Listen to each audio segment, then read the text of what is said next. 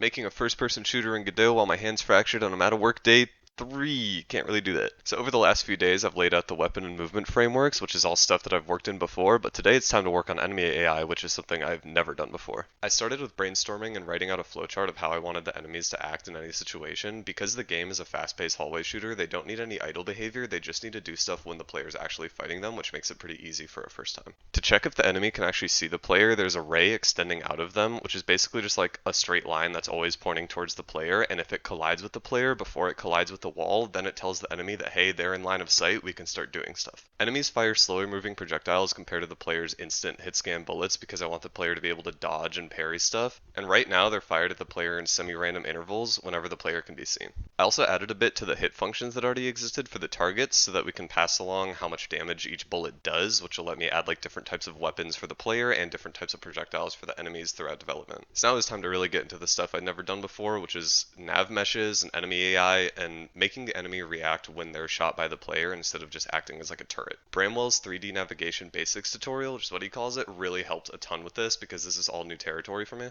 So enemies need to be able to know where they can move and draw a line to get there, and Godot has really good built-in navigation tools to handle all of this. I can make what's called a nav mesh, which acts as a map for the enemy to know what parts of the level they can move around in and lets them automatically draw lines to get there when I just input coordinates, which takes a lot of the heavy lifting off what I have to do. It works really well with complex levels. As long as I can write code to pick a point and code to make the enemy move, it'll find its way there. For this first basic enemy, I want it to shoot at the player whenever they're visible, and then when they're shot at by the player, have a chance to kind of run and move randomly and then continue the basic behavior, just to simulate like a mild panic when shot at. The movement's extreme right now for testing, and there's a debug line wherever the enemy picks where it wants to move, and that lets me visualize what my code's actually doing, and that way I was able to work out whatever errors were happening. And with refinement, this super simple behavior in like the middle of gameplay, I can already feel like enemies taking cover and at least reacting to getting shot. And it's definitely going to need more work, but it already took me about a full day of working on it, and I'm really happy with it,